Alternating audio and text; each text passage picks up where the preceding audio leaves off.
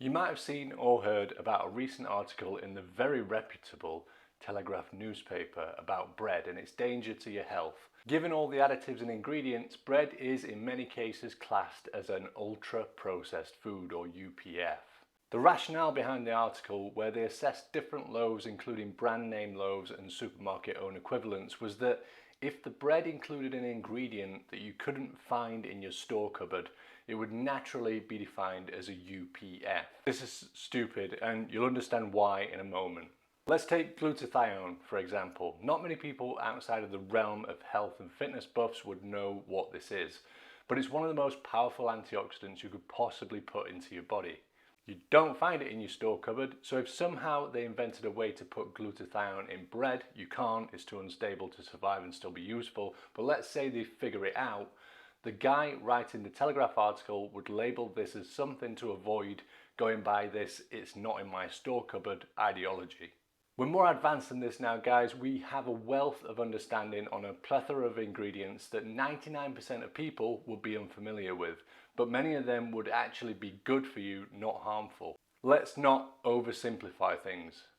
I get it, keeping it simple allows people to follow the guidance, but let's actually look at the ingredients that the original article was ultimately singling out when it comes to additives in bread, and let's see if they really are as harmful as they make out. One such ingredient is calcium propionate. This is commonly used to deter bacteria growth and help prolong the life of bread. It's a calcium salt of propionic acid. While it contains calcium, it's not a significant source of dietary calcium. Its molecular structure consists of calcium ions bonded to propionate ions. There's lots of articles and generalized comments made about calcium propionate and its perceived negative effects on human health, such as it apparently impacting behavior in young children and contributing to allergies. However, not one single human clinical study has been conducted on calcium propionate to confirm or disprove these effects.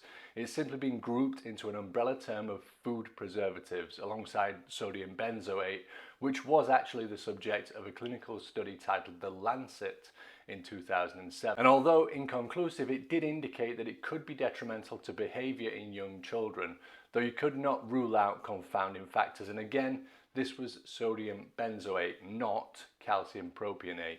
There's absolutely no clinical evidence for calcium propionate surrounding negative effects on human health, and it's approved by the FDA.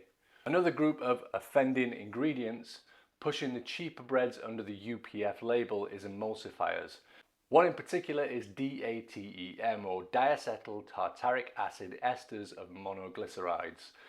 DATEM is an emulsifier derived from vegetable oils. It helps improve dough strength, texture and volume by enhancing gluten development and gas retention. Unlike calcium propionate, there is limited clinical research on DATEM and other emulsifiers. However, these studies were conducted on rodents only, not humans, and found an arguable link between emulsifiers and gut microbiota and metabolic health.